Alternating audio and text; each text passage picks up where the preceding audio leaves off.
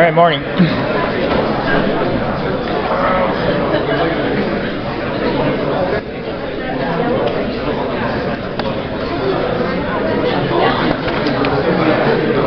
Okay, let's continue on the convolution today, okay?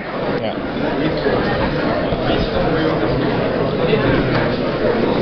Just a quick announcement, okay?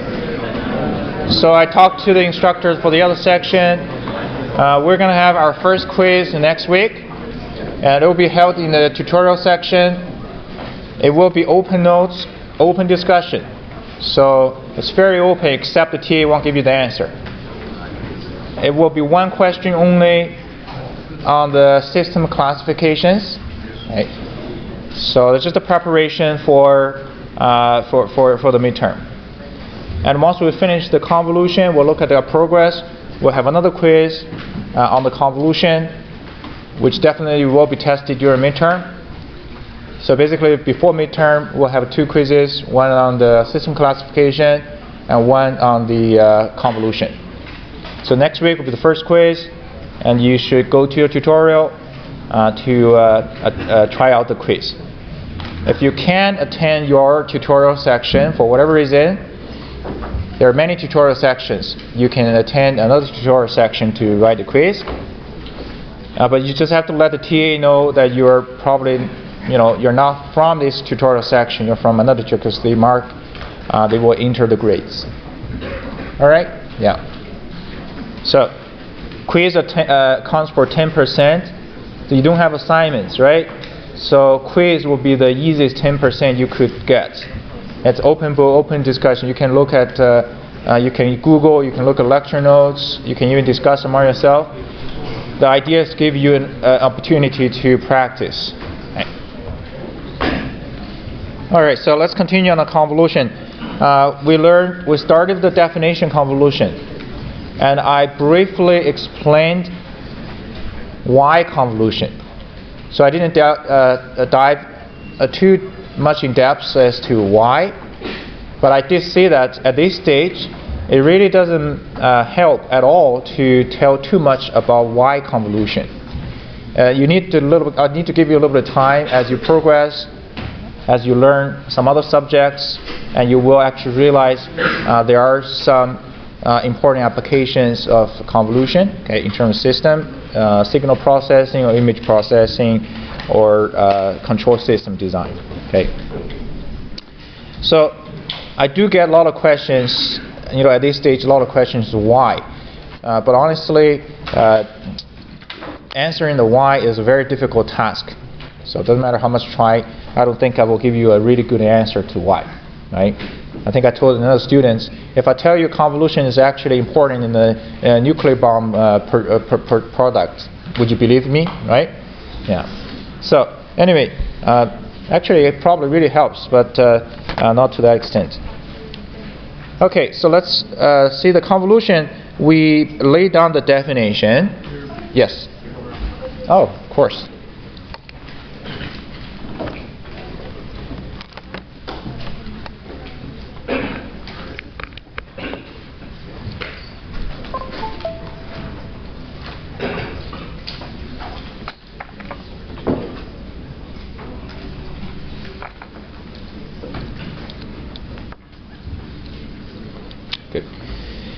So this is a definition of a convolution.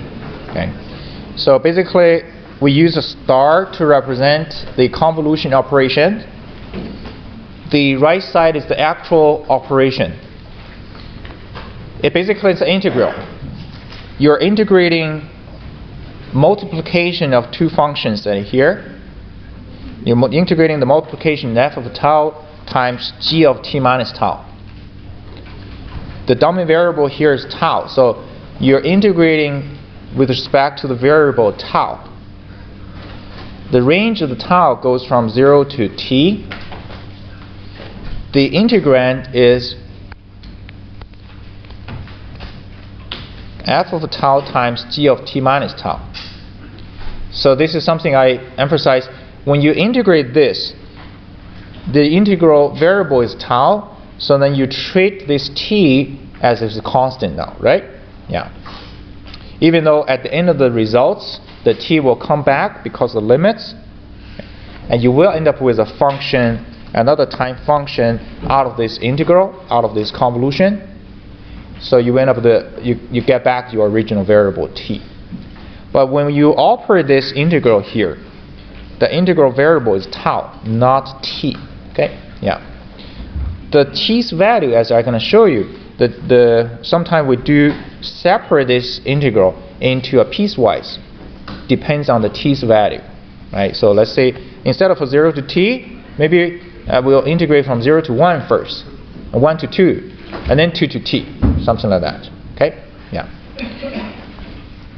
And the operation-wise, in the class I said we're going to use a graphical approach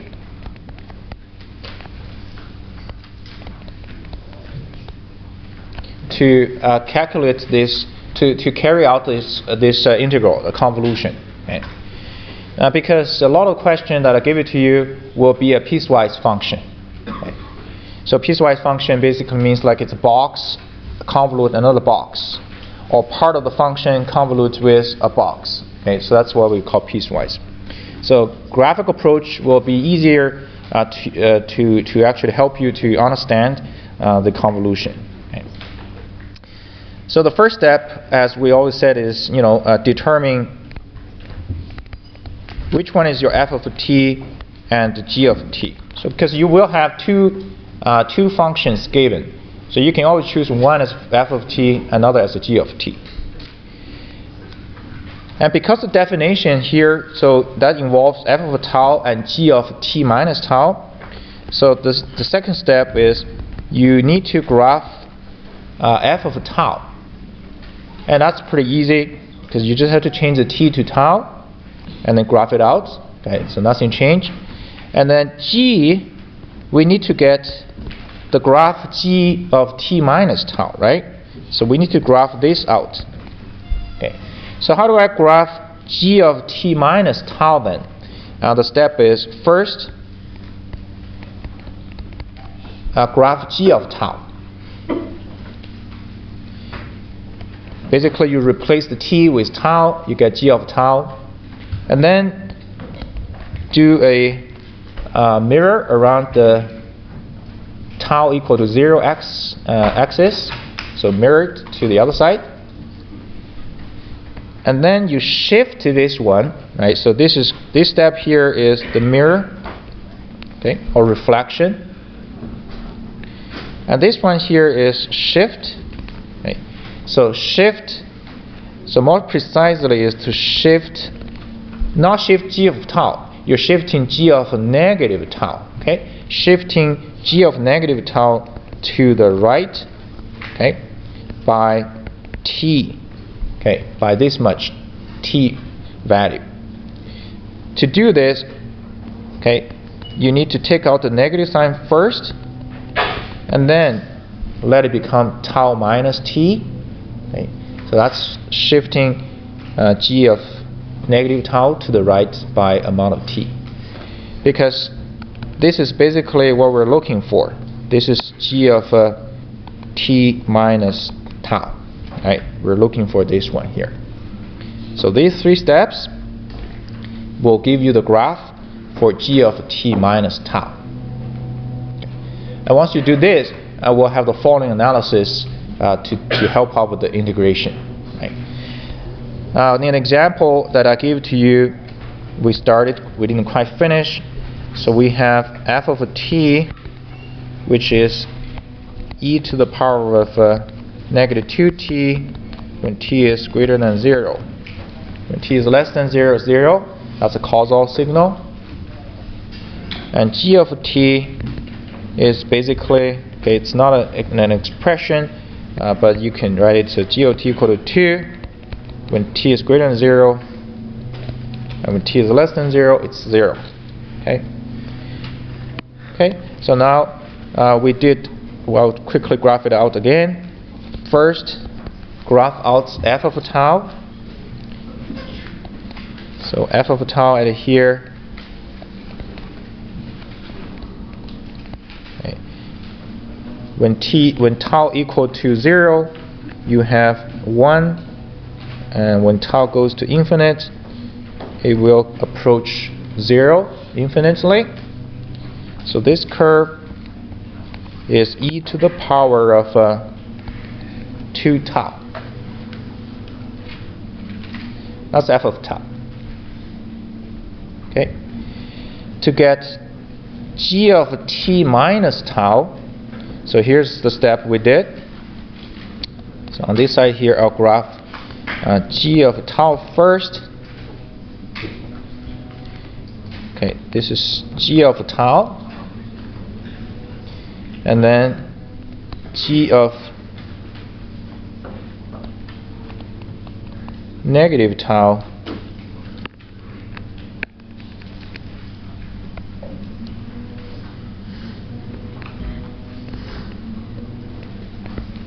okay, and then you am I doing right? Oh, sorry, this is this is a t greater than 1, right? Sorry.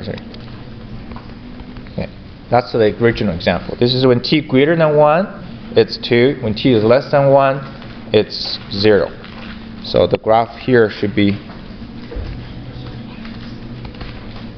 1 at here.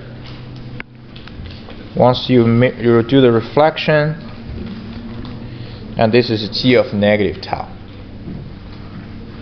Okay. And the last step is g of negative tau minus t, and to shift this whole graph to the right by amount of t. Now this is the critical part for the next step, because shifting to the right by amount of t, right? We don't know how much, because t can be at different numbers. So in general, you could end up with here, or you could also end up with here, right? So it really depends on how much the t value is, right? And that will determine where the location of the shifting is. Okay. So that's g of this, which is t minus tau here, right? Okay.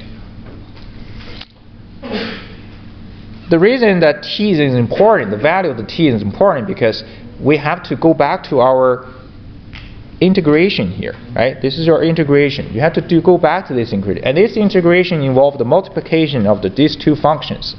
So basically, at the end of the day, you're going to have to multiply this one with this one, right? You have to multiply these two graphically, okay? And then you do the integration. So in the last lecture, I demonstrated, right? If t is less than 1, okay? If t is less than 1,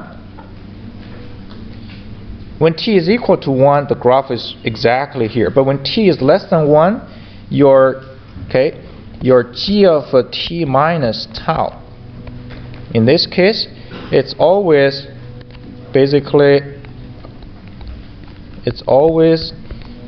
the red curve is always on the left side, okay, on the left side.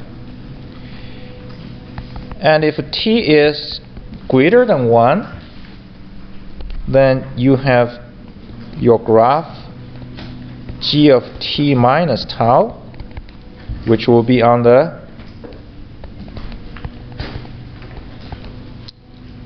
right side now, right?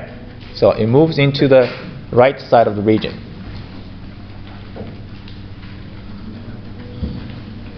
So it's time to actually, this is 2 here, okay, this is 2. Now it's time to look at the multiplication, okay? So because we're talking about multiplication of f of tau times this, okay? You have to do this multiplication first before you do the integral. If t is less than 1, when you multiply this graph and this graph, it will always give you what value? 0, right? Because anything here times this is 0, anything non-zero here times 0 here will be 0. So when t is less than 1, so I will see if t is less than 1, so this times this will be 0. And then you don't need to do any integral, right? The integral will be 0 too. Now if t is greater than 1, right? T is greater than 1. As I showed you, this is g of t minus tau. This is your f of tau here. So this time, this signal or this function, this curve times this curve, is not going to be completely 0 anymore, right? But you do have zeros. If you use any values in this region times this region, it's what? That's 0, right? Yeah. And if I move this up, okay, like this, okay, then anywhere beyond -1 plus t, this portion times this portion, and that's also 0. So the only non-zero part is from where to where? Exactly. It's from here to here, right? That's the non-zero part. So if I use this times this, so I could draw this part here. So I'm going to multiply these two together. So this time we're graphing f of tau times g of t minus tau. And we just showed that it's 0 everywhere except between 0 and -1 plus t.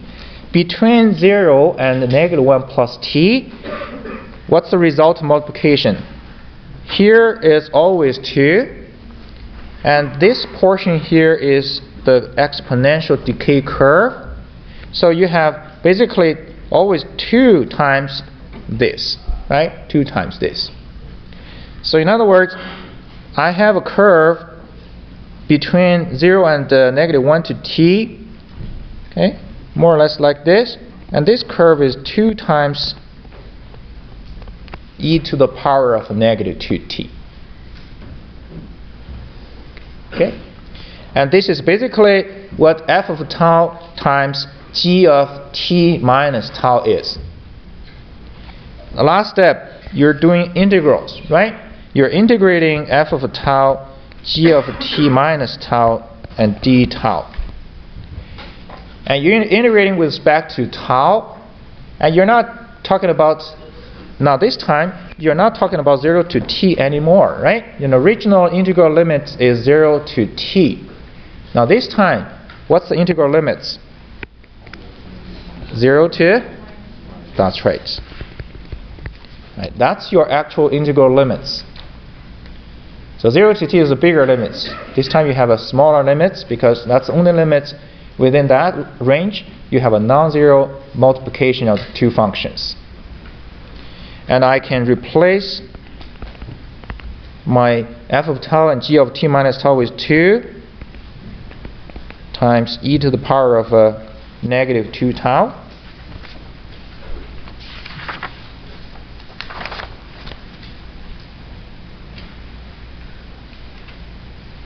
Okay. So the rest of the work from here is a very typical integration problem, right, from your first year.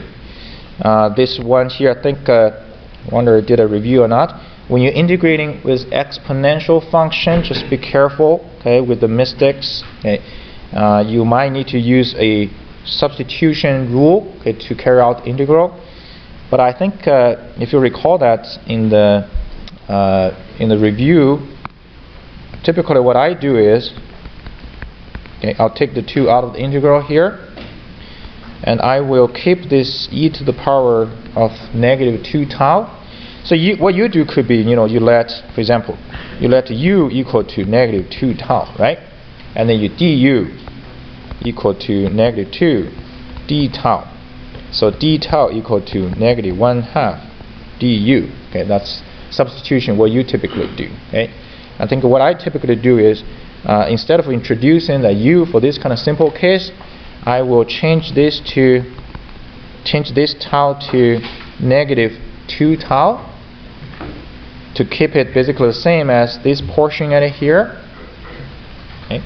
However, I can't change the expression, so I have to basically multiply with a negative 1/2 again to take care of the additional negative 2, so that I didn't change the whole equation, right?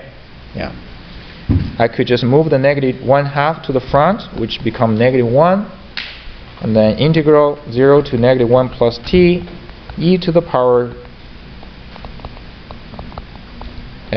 negative 2 tau d2 tau. So this time you have exactly the same thing. So integral it's like integral e to the power t dt, right? Which is e to the power t. So this time you can negative. Okay, this is basically e to the power of 2 tau. Okay, the integral result is e to the power of negative 2 tau. Then plug in the limits for tau goes from 0 to negative 1 plus t. So negative inside here is e to the power negative 2 times negative 1 plus t minus e to the power negative 0, which is 1, right? Okay. So a little bit simplification, you get 1 minus e to the power of a negative. Here is t minus 1. You can keep it like that. Okay, this is the results, right, for this. Remember, this is when t is greater than 1. Okay. Okay, so that's the results of the convolution. And you can summarize at the end and saying, okay, so convolution of these two functions, right, equal to first is this part, and that's when t is greater than 1. When t is less than 1, you have a 0.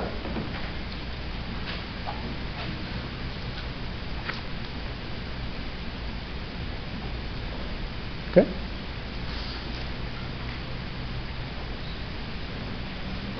And you can also graph this out if you want. This is not a very difficult graph to do. If I graph this out, here is f of t convoluting g of t. So when t is less than 1, it's 0. So this is 1. So before, on the left side of 1, it's always 0. When t is greater than 1, let's observe what we have here. 1 minus e to the power negative t minus 1. So this portion here is basically it's an exponential decay function, right?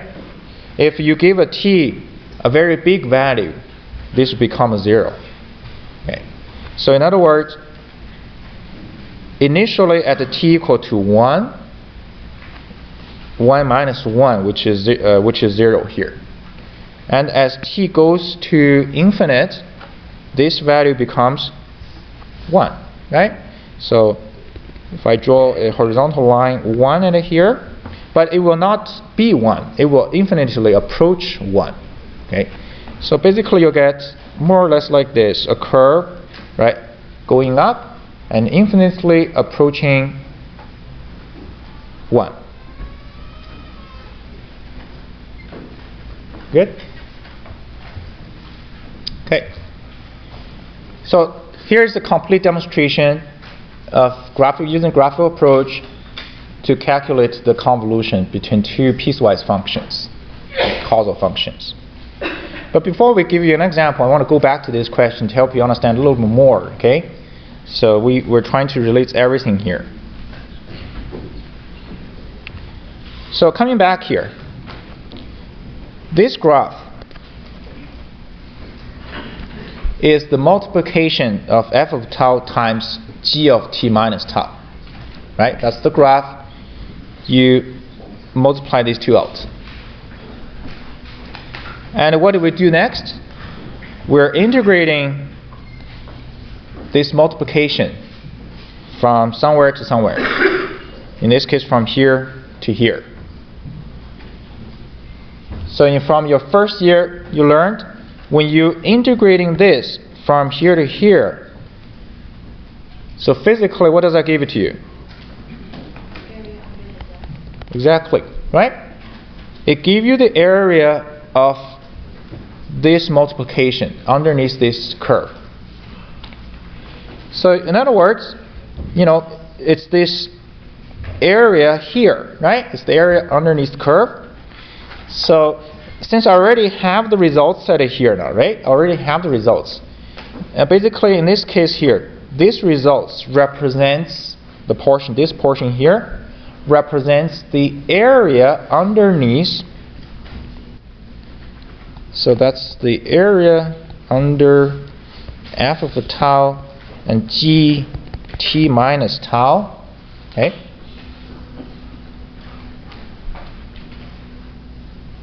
And within certain range, right? Within certain range. Okay.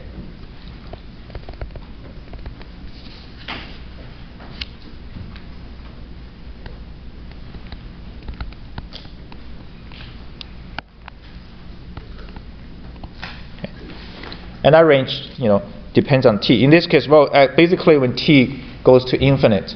Okay. So now, if you look at this one here, if I give you a curve like this and ask you to do the integration, okay, and you end up with a result. And in this result here is a function of t at here. So you can actually imagine, basically when t becomes bigger and bigger, so that curve keeps going, right? So this area seems to be actually keep increasing. However, because of the exponential decay, so your area is approaching a constant number. And in this case, we actually verified your area is approaching what? 1, right? In this case. Okay. So that's the whole idea of a convolution, operation-wise. You do all the graphic approach, and then at the end of the day, you are calculating the area underneath the multiplication of these two functions, the two curves. Okay. And this is actually a simple one, and I'll show you another one here. If I have a different function, we'll probably have to separate the calculation to even more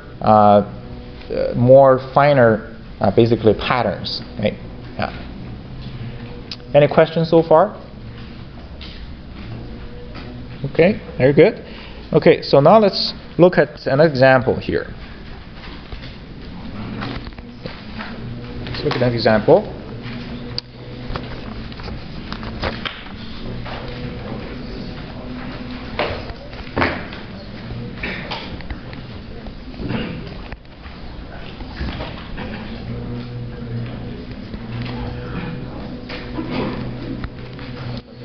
This is the first function f of t. We want to convolute this function with another one here.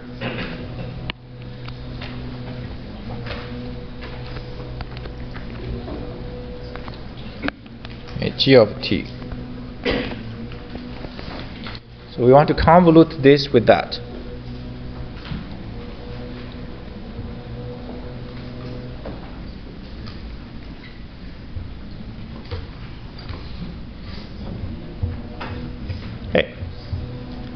I'm going to use a graphic approach, and we'll see the difference between this one and the previous example. Okay.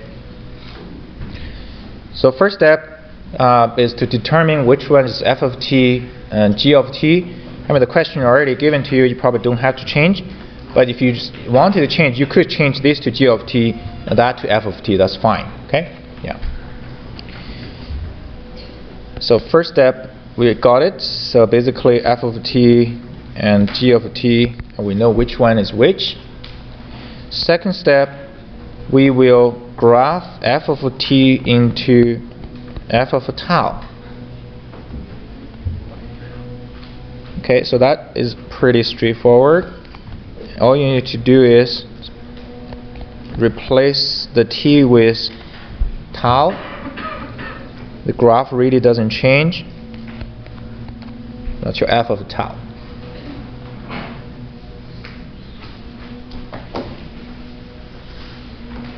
And we need g of t minus tau, right? We need this one here. To get to this, first step, obtain g of tau. And that's also pretty straightforward. You basically just replace the tau with t and then graph it out. Okay, that's g of tau. And then you do this reflection. Okay, reflection of g of negative tau.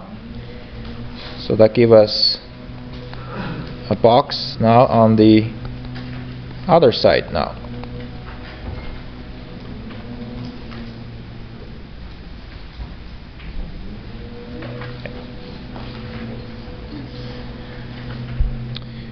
The last step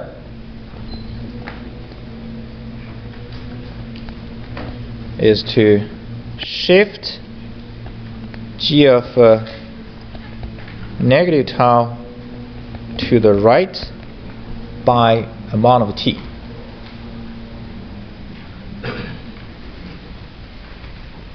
Because that gives us g of t minus tau. So shifting this graph to the right by amount of t.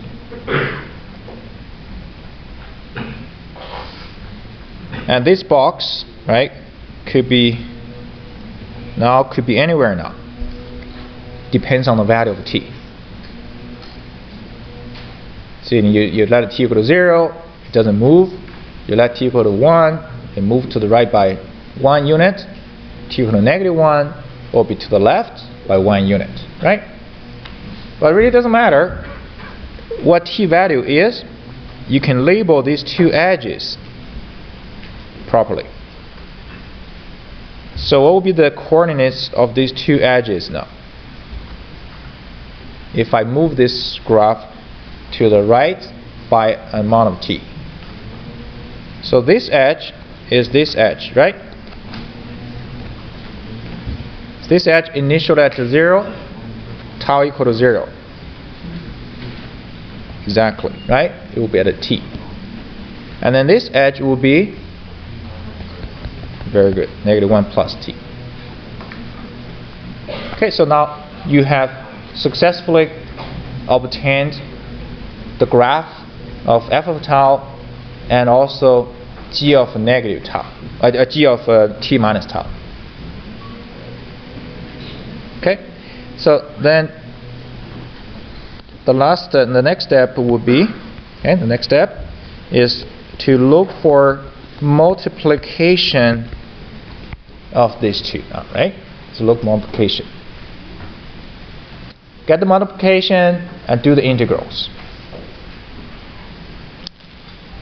The objective is to do integrals based on the multiplication.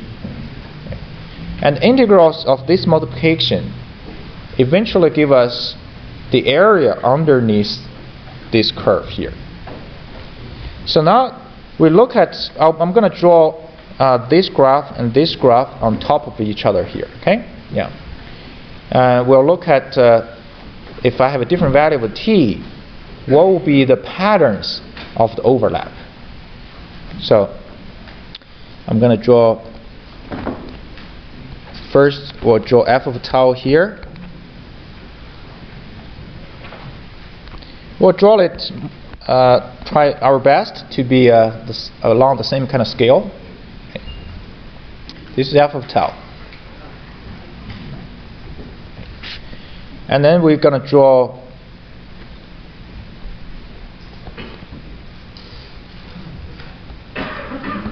g of t minus tau. Okay.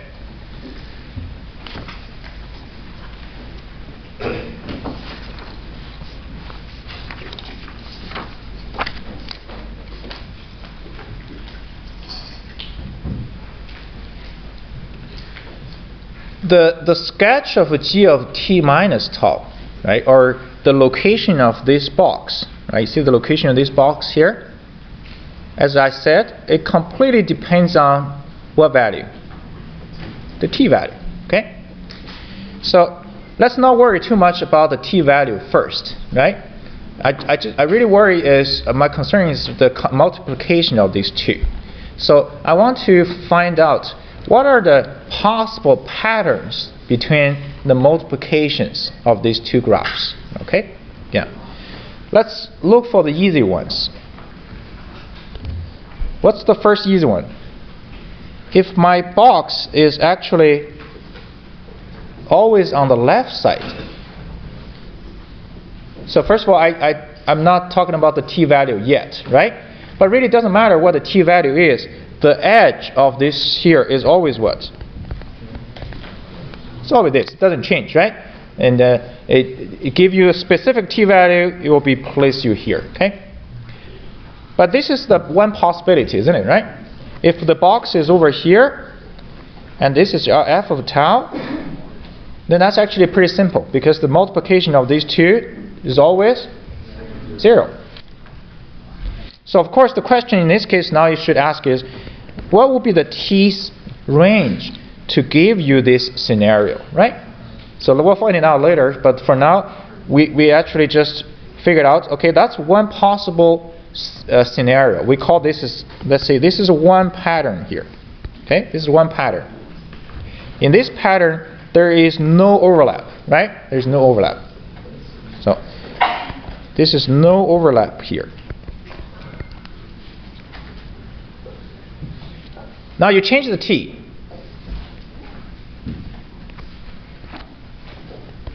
And that box moves. And the box could move to a geometry like this, to a location like this. So this location basically it hovers both sides of this coordinates here, right? So this again, this is a g of t minus tau. Okay. For certain t's range, that box hovers like this. So why do I put it like this? Because in this situation, this pattern, this is another pattern, right? In this pattern, where is the overlap? Or from 0 to t. A0 to t, exactly. The overlap happens between here and here, right? So basically, this is not t, this is tau. Okay, remember, this overlap here is tau, 0 to t, right? So in this case here, overlap between tau, between 0 and t. Because everywhere else for the tau value, there's no overlap. You only multiplying here and here, and other than that, right, within this range, it's all 0. So if for example, right, if I'm not talking about convolution, if I'm just saying, hey, can you integrate the multiplication of this function and this function, and then do the integral? So what would you do? You use this number 1 and multiply. This is also number 1, right? Multiply by this number 1, which is 1, and then you integrate from where to where? 0 to t. Right, that's your range. Okay. I'm not do the calculation yet, but I'm just going to lay out all the possibility first. Okay. So that's another pattern, right? In this pattern, this is your integral limits, 0 to t. So in this case, it's actually just 1, right? Yeah. But I'll write it later. Okay. Let's call it pattern 1. This is pattern number 2. Okay, so let's look at if we have some other patterns here. Okay, some other patterns. So what do you think the next pattern would be now? Minus 1 plus 1 equals to 0. Okay, so I'm going to draw this over here. Okay, I'm going to draw this over here. I'm a little bit running out of vertical space now, but here is 0 to 2. Okay, here's 0 to 2. What is the bottom length for this box? The bottom length for this box is always 1. So there is a possibility, right, that this box is actually So they all have a height 1, but I guess I'm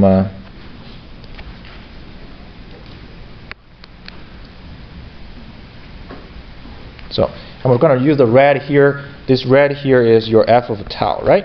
F of tau here. And that's a possibility, right? So this box, g of t minus tau, actually move into the inside of that f of tau here. And why is this different pattern? Because you see, the original pattern, the pattern number 2 is the overlap is between 0 and t, right? In this case here, where's the overlap? Exactly. It's between -1 plus t and the t. That's the overlap. So I will call this as pattern number 3.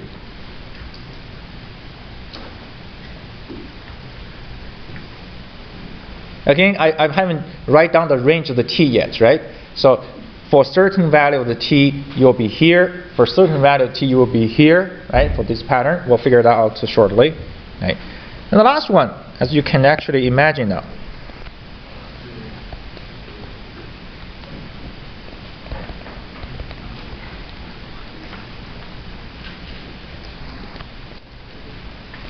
Okay, suppose this is your f of tau here. Okay, the red one. Then you keep moving, right? Keep shifting to the right. So this box here, I should use a green one here. So this green one, keep shifting to the right. This time, a possibility is like that. So in your head, you can visualizing there's a box, right, for g of t minus tau. It starts moving from the left side and start to move all the way to the right. As it's moving, you encounter different type of overlapping patterns, okay, between f of tau and g of t minus tau. And the last pattern is like this. And this time, the overlap happens between -1 plus t to 2. And this is your pattern number 4. Okay. Well, technically there's another pattern, but once it moves out of that, right, then no overlap again. And actually no more overlap at all, right? Doesn't matter how much you further moving to the right.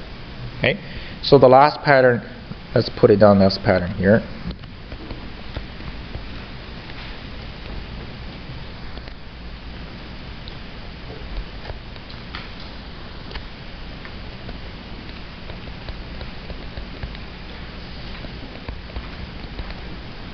Okay, this is your last pattern, number 5. You don't have to worry about the tau's range anymore because 0, right? There's no overlap.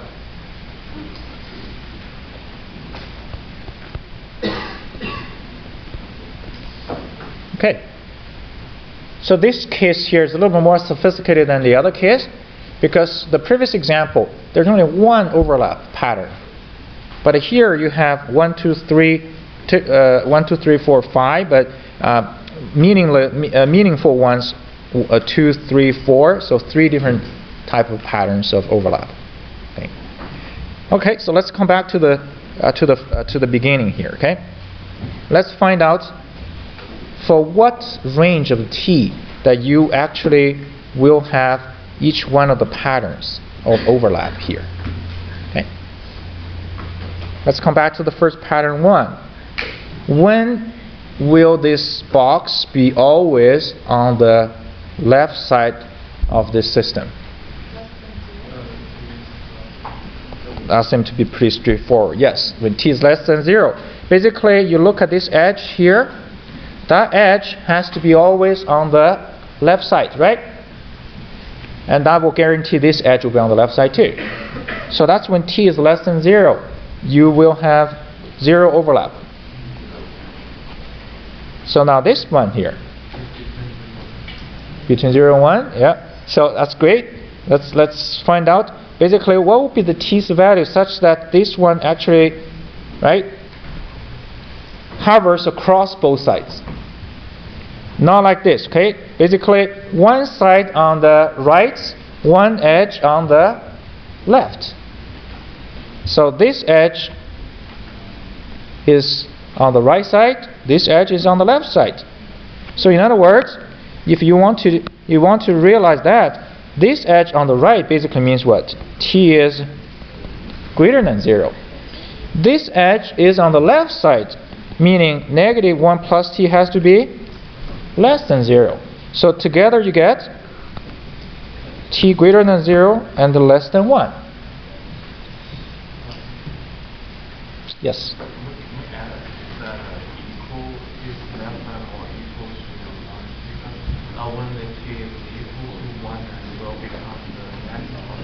Yeah. You actually will see that the equal sign could be on either here or on the next.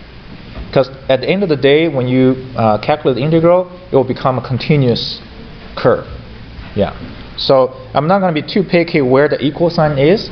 You can leave the equal sign here or leave the equal sign for the next one. Yeah, which is all good. Excellent, right?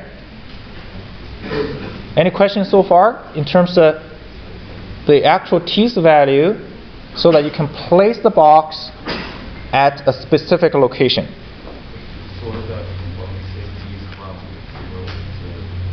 Yes, when t between 0 and 1, your box will be at this particular location. So one side on the left, one side on the right. And this one here, right, is the box within the f of tau here. So basically means the t here, this side edge, has to be less than 2. And this side edge, -1 plus t, has to be greater than 0. So that's how you get your t's range. Right? So together you get t greater than 1, less than t. Okay. So I'm putting equal signs everywhere, but that's okay, okay? Yeah. Last case. Okay? Last case is you need this -1 plus t edge to be on the left side of 2. And the other t to be on the right side of 2. So together you get t greater than 2 and less than 3. The last pattern, you need your -1 plus t on the right side of 2, greater than 2, so t greater than 3. Right? So now you have this 1, 2, 3, 4, 5 patterns. Different patterns will give you different results for the multiplication of f of tau times t of t minus tau. Okay? Yeah. So I don't have time anymore, but we can carry out the calculation in the next step, which actually is much easier once you figure all these details out. Okay? Yeah.